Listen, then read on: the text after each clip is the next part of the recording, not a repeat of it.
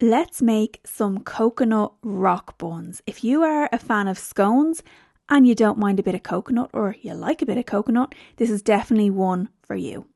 So very simple ingredients. Start by getting your oven preheated to 190 Celsius, and you can even prep your sheet pan. This makes a batch of 6, so just a sheet pan with a bit of parchment paper over it. This is 225 grams of plain flour. I always just give it a stir to bash up any lumps. I'm not a big siever.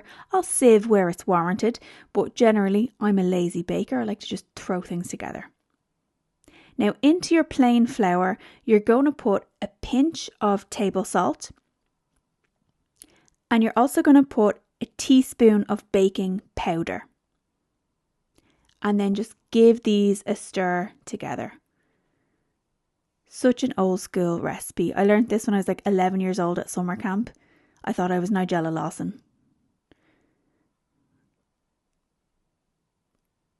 Next, we need 75 grams of softened butter.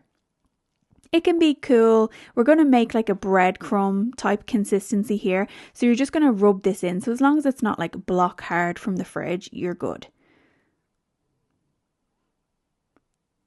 So you can see there, I'm just rubbing in that butter, getting it into like breadcrumby consistency. This is kind of what you're aiming for here. Now we're going to add in our sweetness. So we need 75 grams of soft brown sugar, and we're going to need 50 grams of desiccated coconut. It's just, the dry coconut shavings. It smells amazing. So just dump them into your breadcrumby mixture. Give it a really good stir. Make sure there's no pockets of butter or flour or anything that's hiding in the corner.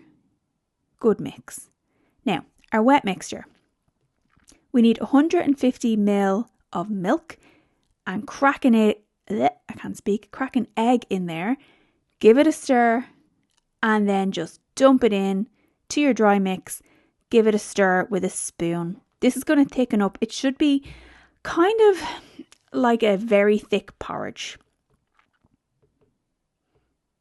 Now, I just used 2 spoons.